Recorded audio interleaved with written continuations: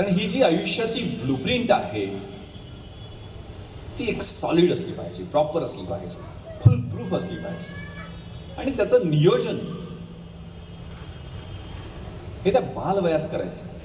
शैशवेभ्येन विद्यानाम यौवने विषयशीनाम वार्धक्ये मुनिवृत्तीनाम योगतांते तनुत्तजाम. म्हणजे किशोर वयात अभ्यास करायचा, यौवनात विषयांचा उपभोग घ्यायचा असं म्हणतात, वार्धक्यामध्ये मुनिवृत्तीकडे गेलं पाहिजे. लहानपणी जो खुळखुळ आवडतो तो जो म्हातारपणी आवडायला लागला तर अवघड होईल ना, मनुष्य थोडा रिलायत म्हणतील लोक. प्रत्येक आयुष्यातल्या गरजा वेगळ्या आहेत.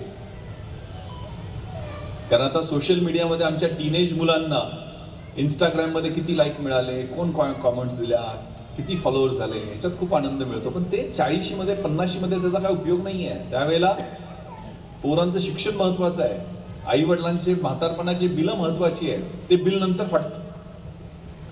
तर तो ब्लूप्रिंट असताना माझा स्वतःवरती असणारा विश्वास, माझी डिग्निटी, माझा सेल्फ रिस्पेक्ट, माझी वर्थ आणि me somebody, I am somebody, हे खूप महत्वाचं आहे. मला कुणी गृहीत धरता कामा नये. मी तर असण्याला, मी तर माझ्या बोलण्याला, माझ्या जगण्याला एक अर्थ आहे. अशा पद्धतीचा एक ब्लूप्रिंट आपण बनवणं आणि माझा एक्सलन्सकडं, माझ्या उत्कृष्टतेकडं, मी ज्या क्षेत्रात आहे, फिजिकल फिटनेस, मेंटल अलर्टनेस आणि स्पिरिच्युअल हायनेस, या तिन्ही क्षेत्रात मी कसं पुढे जाईल. कारण आजकाल शाळेमध्ये फक्त इंटेलिजन्स क्वेश्चन पाहिला जातो. दुर्दैवानं आपलं पोरगं किती हुशार आहे, किती टक्के मार्क पाडतं एवढ्यावरच आपलं लक्ष असतं.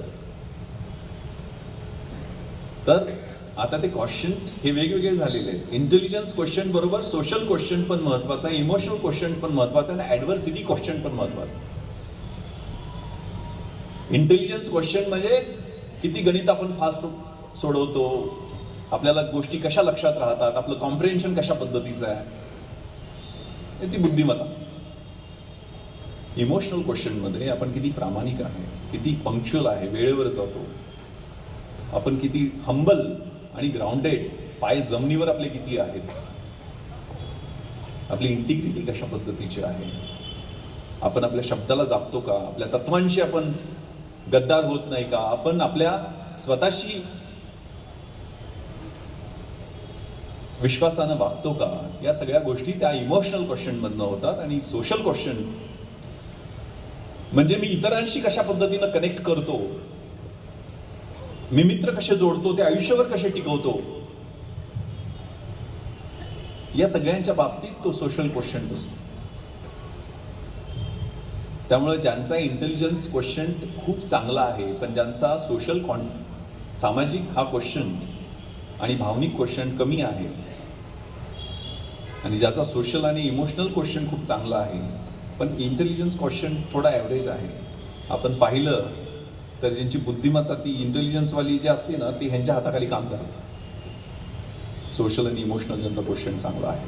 आणि ॲडव्हर्सिटी क्वेश्चन हा सगळ्यात महत्त्वाचा आहे. संकटाच्या वेळेला आम्ही किती गर्भगळीत होतो. पॅरेंट इंड्युस्ड वेस्टफुलनेस नावाचा एक कॉन्सेप्ट आहे की आजकाल नुसतं पोरांना पोटाला धरून त्याला किती जपायचं, कसं जपायचं एवढाच विचार केला जातो. आई शपथ सांगतो, आम्ही 2-3 दिवस घरात पण नसायचो पण आई वडिलांना माहीत पण नसायचं, कुठंतरी काका मामा चुलता इकडं तिकडं कुठंतरी असायचं. नदीला जाऊन आंघोळ करून 2-4 बुडकाळ्या काढून जीव जाता जाता वाचलेला आहे, झाडावरनं पडून दात पडलेले आहेत. पण घरच्यांना काय घेणं देणं नसायचं त्यांना. खेड्यातलं जीवन, 30-35 लोकांचं घर, इतके शॉक ऑब्झर्वर असायचे. आजकाल ती दारबंद संस्कृती वाढलेली आहे. सिमेंट कॉन्क्रीटचं जंगल, गावाकडचं जुनं घर विकायचं आणि मुंबईमध्ये 2 BHK 1 BHKचा ते काय छोटासा फ्लॅट घ्यायचा. त्या TV, fridge, microwave, washing machine, computer सगळ्याला जागा असते पण म्हातारे आई वडील जड झालेले असतात, त्यांना कुठेतरी वृद्धाश्रमात ठेवायचं. मग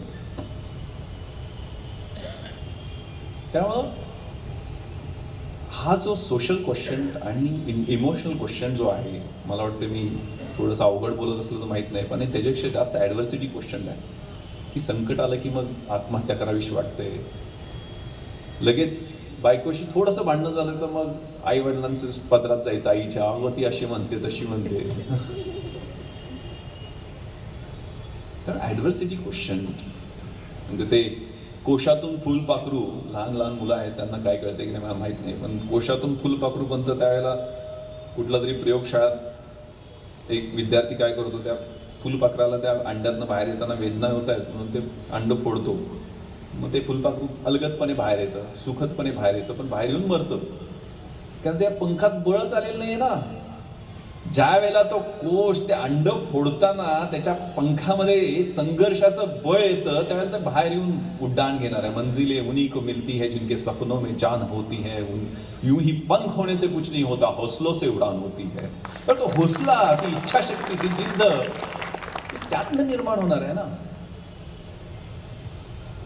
त्यामुळे आम्ही गावाकडचे, आम्ही कोकरूड माझं गाव आहे, शिराळा तालुक्यातलं आहे.